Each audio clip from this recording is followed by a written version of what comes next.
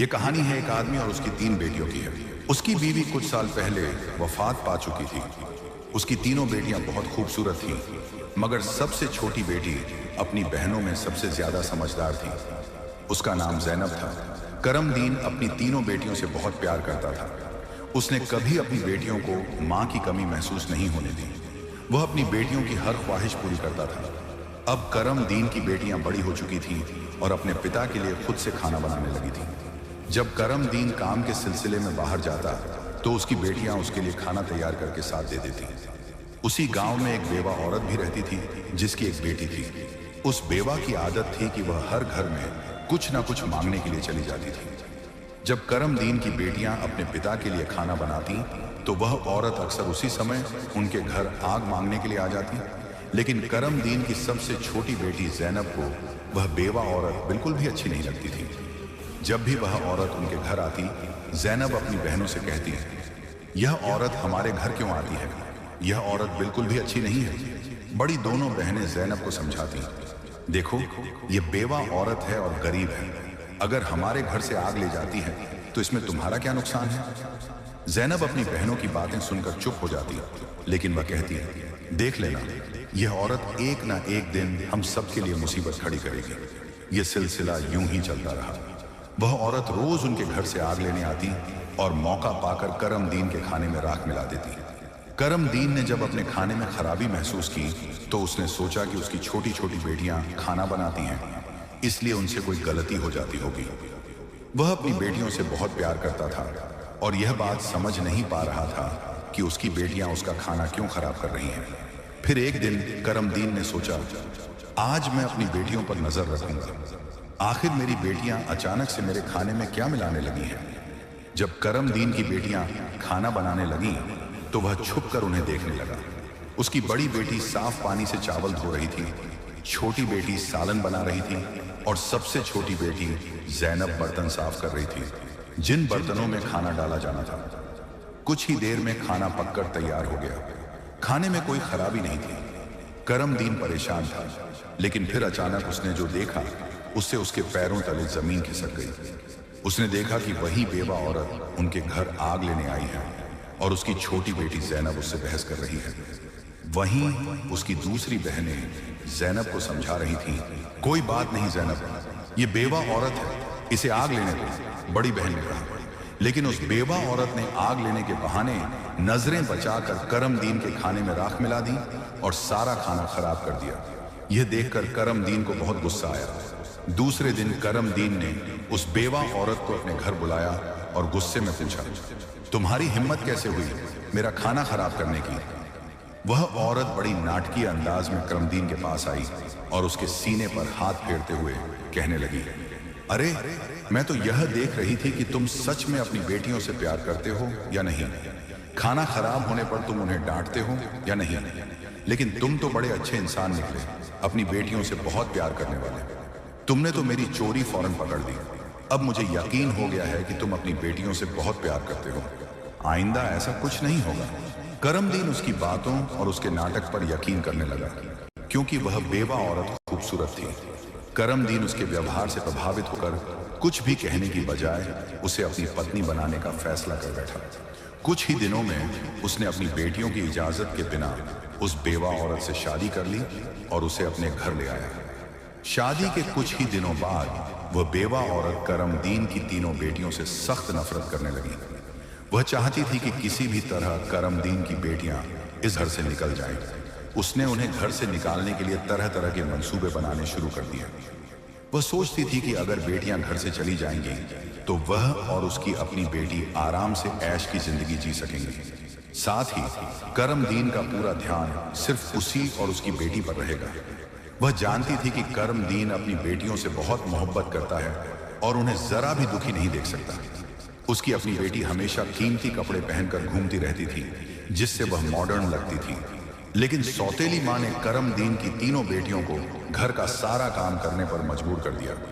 वह उन्हें ठीक से पेट भर खाना भी नहीं देती थी और धीरे धीरे उनकी दूसरी जरूरतें भी कम कर दी। तीनों बहनें हर समय दुखी रहने लगी। एक दिन 2 बड़ी बहनें रो रही थीं, तो ज़ैनब अपनी बड़ी बहनों के पास आई और कहने लगी, प्यारी बहनों, आओ हम तीनों कहीं बाहर चलें ताकि हमारा दिमाग फ्रेश हो जाए। फिर वह तीनों बहनें घर से निकल गईं और चलते चलते एक जंगल में जा पहुंची। वहां एक घने दरख्त के नीचे बैठकर वे रो रो कर अपनी मां को याद करने लगी। इतने में उनके पास से एक अल्लाह वाले बुजुर्ग का गुजर हुआ। ज़ैनब जमीन पर बैठी रो रही थी और कह रही थी, ऐ मेरे अल्लाह, हम मजलूम लड़कियां हैं और बहुत दुखी हैं। आप देख रहे हैं ना कि हमारी सौतेली माँ हम पर कितना जुल्म करती है। हम कितने दिनों से भूखे हैं। अल्लाह वाले बुजुर्ग पास ही खड़े होकर उनकी बातें सुन रहे थे। फिर वे ज़ैनब से मुखातिब होकर बोले, बेटियों, तुम तीनों यहाँ इस दरख्त के नीचे रोज आती हो, तुम्हें क्या दुख है? तुम मुझे बता सकती हो? ज़ैनब ने रोते हुए अल्लाह वाले बुजुर्ग को सारा वाकया सुना दिया। उनकी बात सुनकर बुजुर्ग को बहुत दुख हुआ। वे बोले, बेटी, यहाँ से थोड़ी दूरी पर मेरी झोपड़ी है। मैं वहाँ रहता हूँ और इबादत करता हूँ। मेरी झोपड़ी के बाहर एक अनार का दरख्त लगा है जिस पर पके हुए अनार लगे हुए हैं। तुम जाओ और उस दरख्त से जितने मर्जी अनार तोड़कर खा लो। ये सुनकर तीनों लड़कियां खुशी खुशी उस झोपड़ी के पास पहुंची। उन्होंने देखा कि दरख्त पर बहुत ही खूबसूरत और रसीले अनार लगे हुए हैं। तीनों ने एक एक अनार तोड़ा और बैठकर मजे से खाने लगी।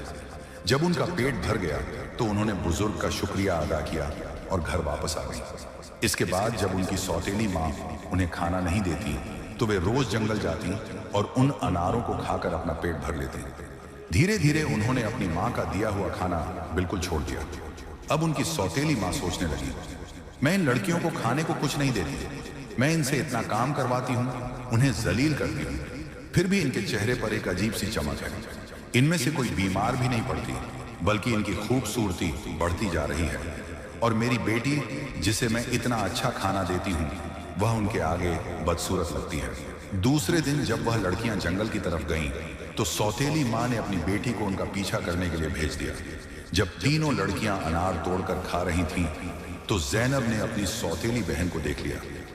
उसने बाकी बहनों से कहा, यह लड़की हमारा पीछा कर रही है, मैं इसे यहां से भगा देती हूँ।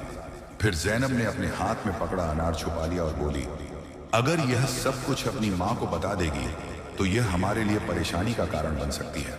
लेकिन ज़ैनब की दूसरी बहनें बोली, ज़ैनब, तुम कैसी बातें कर रही हो? ये बेचारी बेकसूर है। ज़ैनब की बड़ी बहनें बोली, हमारी सौतेली माँ तंग करती हैं, ये तो हमें कुछ नहीं कहती। इसके बाद तीनों बहनों ने अपनी सौतेली बहन को पास बिठाया और उसे एक अनार पकड़ा दिया। लेकिन सौतेली बहन ने अनार नहीं खाया और जल्दी से अपनी माँ के पास जाकर कहने लगी, माँ, वे लड़कियां भूखी नहीं रहती, वे तो जंगल में एक दरख्त से अनार तोड़कर खा लेती हैं। उसी दरख्त के पास एक बुजुर्ग भी इबादत कर रहे थे और उन्होंने भी उन्हें रोकने की कोशिश नहीं की। यह सुनकर सौतेली माँ को बहुत गुस्सा आया। वह सोचने लगी, मैं इन लड़कियों को अनार खाने से कैसे रोकूं? पूरा दिन वह गुस्से में ही रही। जब शाम को करमदीन काम से घर वापस आया तो उसने अपनी बीवी को परेशान देखा। वह बोला, तुम्हें क्या परेशानी है? क्यों इतनी उदास बैठी हो? वह कहने लगी, मेरे सिर में बहुत तेज दर्द है और यह किसी दवा से ठीक नहीं होगा। करमदीन ने पूछा, तो फिर कैसे ठीक होगा? वह तुरंत बोली, जंगल में एक अनार का दरख्त है जिस पर लाल लाल अनार लगे हैं। अगर तुम उस दरख्त को जड़ से कटवा दो और उसकी जड़ें उबालकर दवा बना लो और मेरे माथे पर लगाओ तो मेरा सिर दर्द ठीक हो सकता है। करमदीन ने कहा, बस इतनी सी बात। फिर उसने कुछ आदमियों को बुलाया और उन्हें पैसे देकर कहा, जंगल में एक अनार का दरख्त है, तुम लोग उसे जड़ से उखाड़ फेंको और उसकी जड़ें मुझे लाकर दो। कुछ ही घंटों में वे आदमी उस दरख्त को जड़ से उखाड़कर उसकी जड़ें करमदीन के पास ले आए। करमदीन ने जल्दी से आग जलाई और उन जड़ों से दवा बनाकर अपनी बीवी के माथे पर मलने लगा। थोड़ी ही देर में उसकी बीवी कहने लगी, अब मुझे आराम है। अगले दिन जब तीनों बहनें जंगल गईं तो उन्होंने देखा कि अनार का दरख्त किसी ने जड़ से उखाड़ दिया है। यह देखकर वे बहुत परेशान हो गईं और सोचने लगी, अब हम क्या खाएंगे? तभी वे तीनों लड़कियां वहीं बैठकर रोने लगीं। उनके रोने की आवाज सुनकर अल्लाह वाले बुजुर्ग अपनी झोंपड़ी से बाहर आए। वे समझ गए कि लड़कियां क्यों रो रही हैं। वे बोले, इसमें रोने की क्या बात है? अल्लाह तुम्हें इससे भी बेहतर कुछ देगा। फिर अल्लाह वाले बुजुर्ग ने अपनी उंगली से जमीन की तरफ इशारा किया और वहां पर एक छोटी सी नदी बन गई जिसमें पानी की जगह दूध बह रहा था।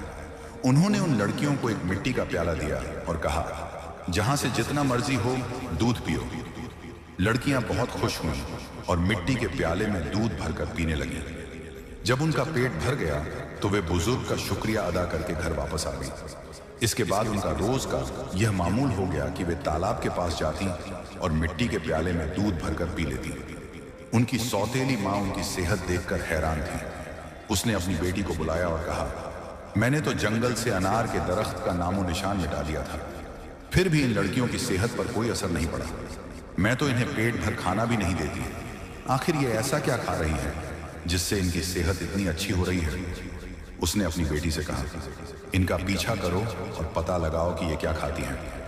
लड़की फिर से अपनी बहनों का पीछा करते हुए जंगल में गई।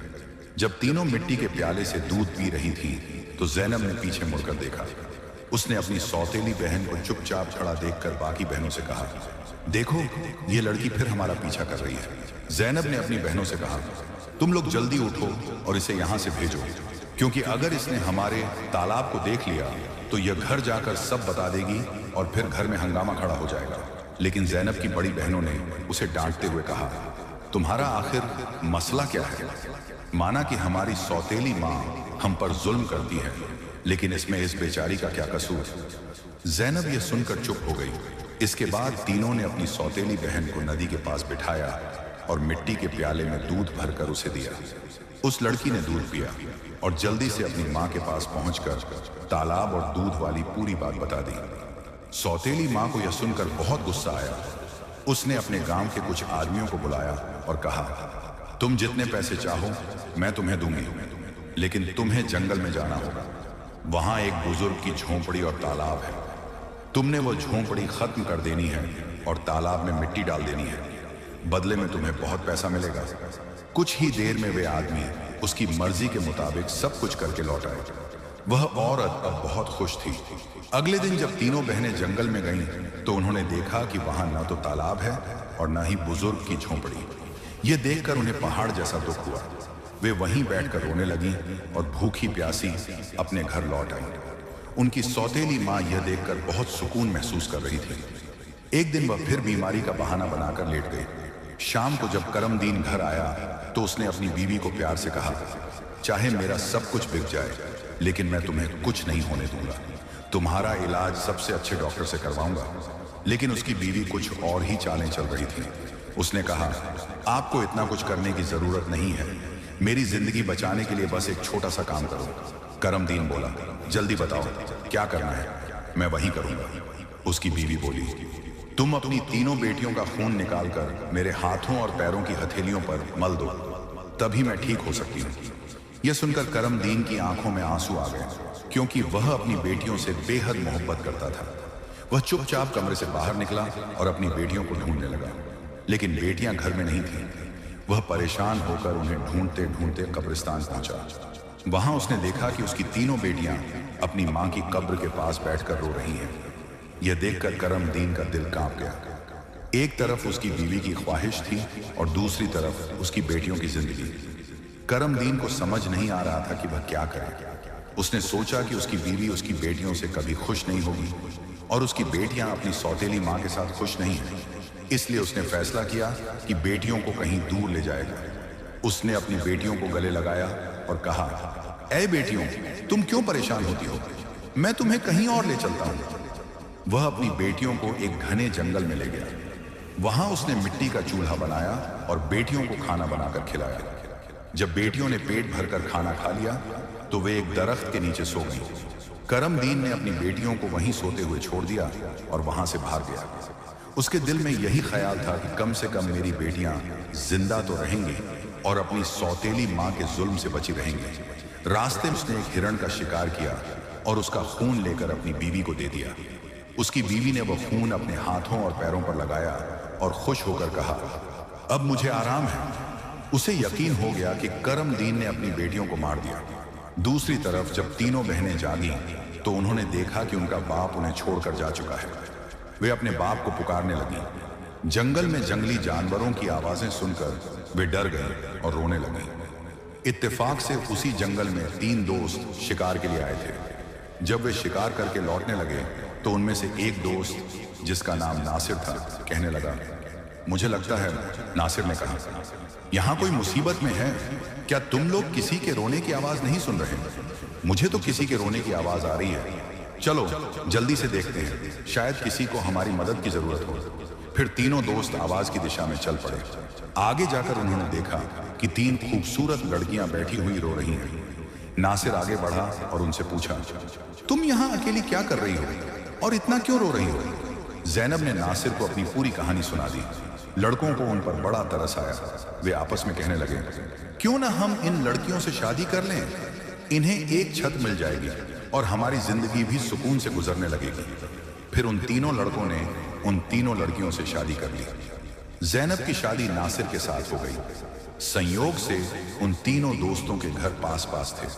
तीनों बहनें खुशी खुशी अपने अपने घरों में रहने लगी। 1 साल के बाद जैनब के घर में बेटे की पैदाइश हुई। ये देखकर नासिर के दोस्त और जैनब की बहन बहुत खुश हुई। धीरे धीरे जैनब का बेटा 2 साल का हो गया।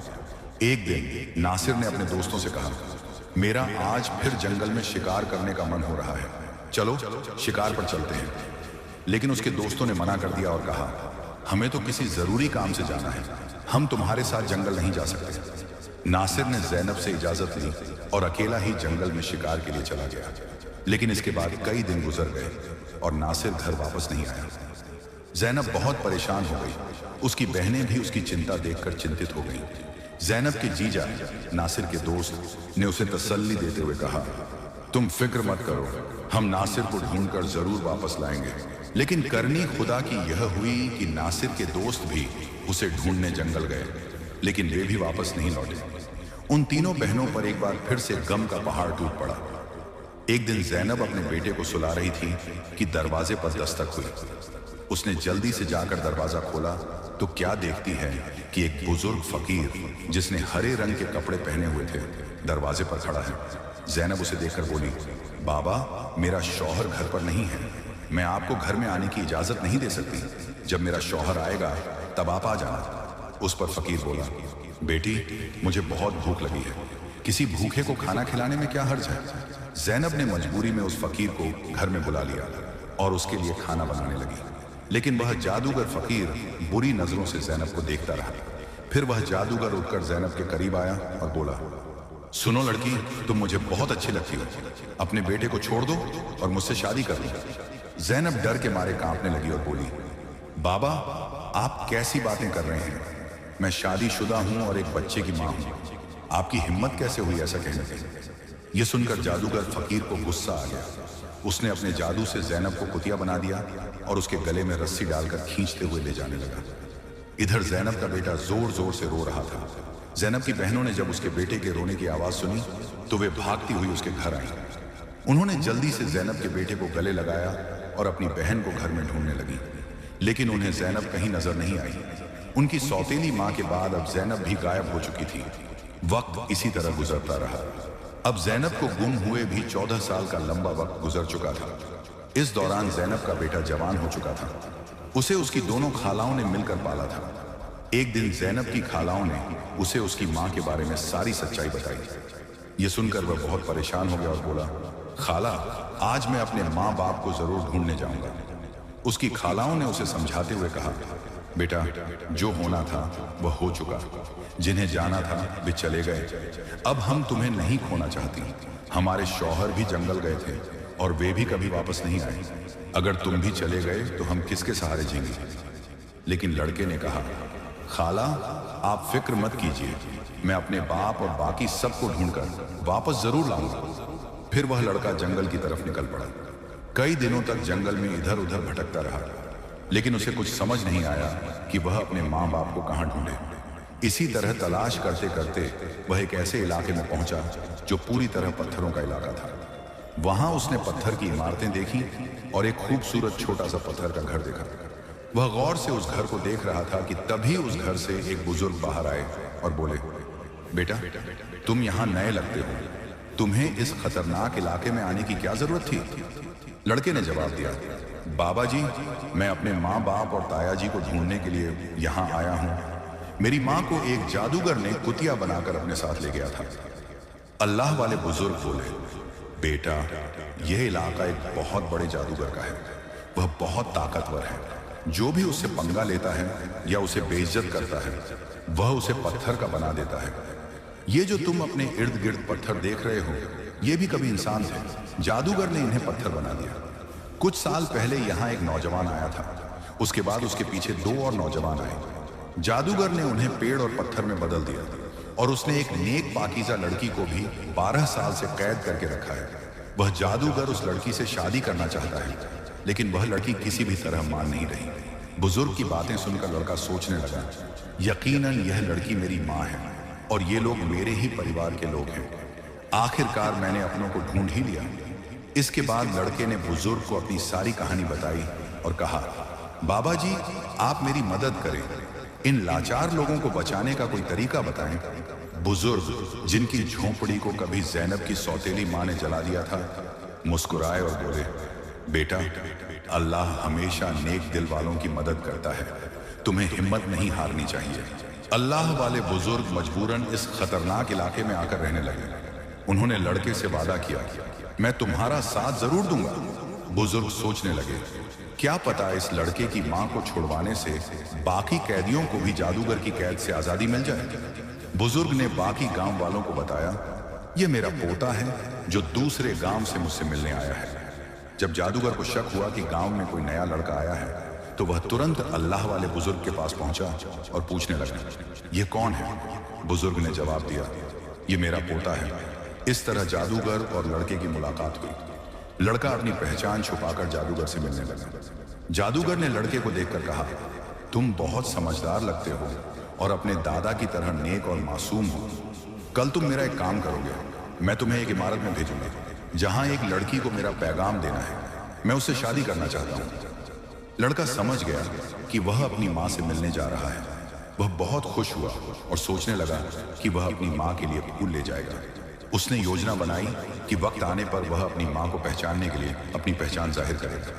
ज़ैनब की शादी के वक्त नासिर ने उसे एक अंगूठी दी थी जिस पर उसका नाम लिखा हुआ था। बाद में ज़ैनब ने वह अंगूठी अपने बेटे को पहना दी थी। सालों बाद वह अंगूठी बढ़ाकर दोबारा बनाई गई और लड़के ने अब भी वही अंगूठी पहनी हुई थी।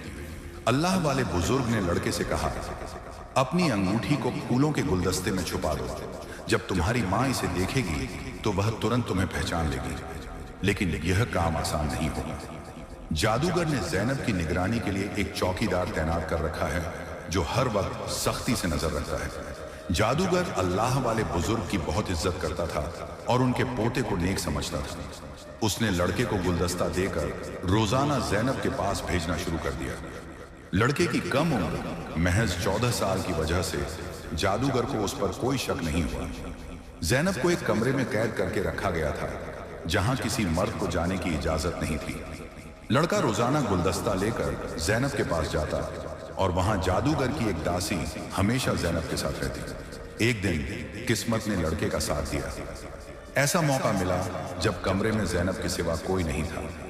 लड़के ने जल्दी से अपनी उंगली से अंगूठी उतारी और फूलों के गुलदस्ते में छुपाकर ज़ैनब के कदमों में रख दिया। जैसे ही गुलदस्ता जमीन पर रखा, अंगूठी की आवाज हुई। ज़ैनब ने हैरानी से गुलदस्ता उठाया और फूलों में बंधी अंगूठी को पहचान लिया। ये वही अंगूठी थी जो उसने सालों पहले अपने बेटे को पहनाई थी। ज़ैनब की नजरें फौरन गुलदस्ता लाने वाले लड़के की तरफ उठी। दोनों की नजरें मिलते ही हकीकत साफ हो गई। जादूगर ने ज़ैनब को कैद कर रखा था, लेकिन उसका बेटा अपनी मां को आजाद कराने का मंसूबा बनाने लगा। ज़ैनब ने जादूगर से शादी की रजामंदी जताई और उसकी ताकत का राज मालूम किया। जादूगर ने बताया कि उसकी जान एक तोते में है जो एक पिंजरे में बंद है और एक घने जंगल के दरख्त के नीचे सख्त पहरे में रखा गया है। ज़ैनब ने यह राज अपने बेटे को बताया, लेकिन उसे खतरे से बचाने के लिए जाने से मना किया। फिर भी बेटे ने अपनी मां को यकीन दिलाया कि वह कामयाब होकर लौटेगा। कई दिनों की मशक्कत के बाद वह जंगल में पहुंचा। एक मौका देखकर उसने तोते को पिंजरे से निकाल लिया और जादूगर की इमारत तक वापस ले आया। जादूगर उसे देखकर तोते की वापसी की भीख मांगने लगा। लड़के ने चालाकी से जादूगर से सभी कैदियों को आजाद करवाया। इसके बाद उसने तोते के पंख खींचे, जिससे जादूगर की ताकत खत्म हो गई। अंत में उसने तोते की गर्दन मरोड़ दी, जिससे जादूगर मर गया। लड़के ने अपनी मां ज़ैनब, पिता नासिर और बाकी सभी कैदियों को आजाद कराया। फिर वह सब अल्लाह वाले बुजुर्ग के पास पहुंचे। सब ने बुजुर्ग का शुक्रिया अदा किया और अपने घर लौट आए। ज़ैनब की बहनें अपने शौहर से मिलकर बहुत खुश हुई, जो जादूगर की कैद में सालों तक रहे थे। उनके पिता, जो अपनी बेटियों को खोने के गम में डूबे थे, उन्हें सही सलामत देखकर खुशी से रोने लगे। उन्होंने बेटियों से माफी मांगी और बताया कि उनकी बीवी की साजिशों की वजह से यह सब हुआ। बेटियों ने अपने पिता को तसल्ली दी और कहा, हम अपनी जिंदगियों से खुश हैं। उनके पिता ने बताया कि उनकी सौतेली माँ, जो उन पर जुल्म करती थी, एक गंदी बीमारी का शिकार होकर इस दुनिया से चली गई। इसके बाद सब ने खुशी और सुकून के साथ अपनी जिंदगी गुजारनी शुरू की।